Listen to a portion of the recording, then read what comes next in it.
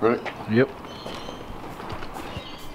Even though it's my third day on this Australian food challenge tour, and there were plenty of adventures still to be had, I had a feeling that this day was going to be one of my favorite days of the trip, because today, something special was going to take place, which I had been looking forward to for a very, very long time. But before this momentous occasion took place, the big man himself, Randy Santel, and I, we were once again on the move, taking our base of operations to the next city on this tour, Newcastle. But we did have one pit stop to make in downtown Sydney before making our way there, so we packed up our things and headed on out. And of course, Randy's troubling addiction. It continues to cripple him, which at this point really seems like it's just getting worse with each waking hour. What are you doing, Randy?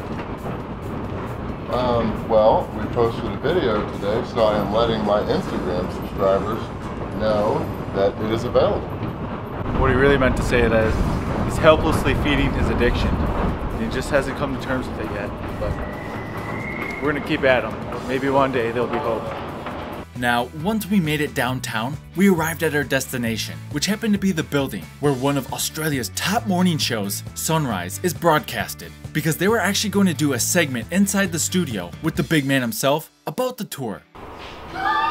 They got sucking on it. I'm not gonna lie, seeing that preview cracked me up pretty good, though I can't say that I was a fan of the headline that followed after. Anyways, once we wrapped things up there, we continued on with our adventures, because the big moment was just ahead. Yeah, going to the news station wasn't why I was so excited for today, but rather, it was because I was going to meet a very special someone who I've heard so many great things about. Here we go, folks. Meeting the legend right here. I'm not shaking your hand. What's up, man? The one, the only. Lemon Blossom, ladies and gentlemen. Also, right away, I just want to point out that I love the fact of just how inconspicuous and semi-shady he kind of looks here. Especially since I know that he's a very sweet, humble, and down-to-earth kind of guy. And not only was he here to meet us and pick us up, but he was also setting us up with a place to stay for the better part of a week or so while we were in Newcastle.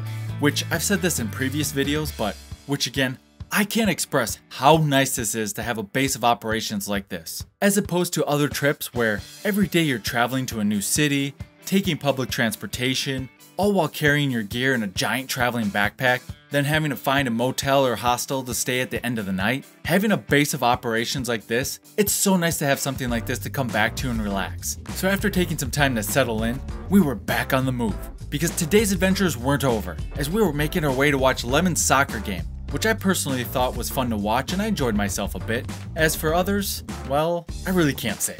And after the game was done, we made our way to tonight's food adventure. And here's where I throw a little bit of a curveball at you. And that's because even though the restaurant we were heading to actually offers numerous food challenges to take on, they're all pay-to-play challenges. And I try to avoid these types of challenges when I possibly can, for a few reasons. The biggest one being that I'm just not a strong believer in the fact that if it's not free, it takes away the incentive of the food challenge itself. In fact, the only reason we were going to this restaurant in the first place was because Randy was challenged by the restaurant to see if he could eat 3 of their challenges at once. And if he could, then he would be able to get them for free. Now, was this an ideal situation for me? No, but it's perfectly alright. It's still early on the trip, and there would be plenty of food adventures to embark on. And I'm also in no rush to be putting on that dad bod just yet.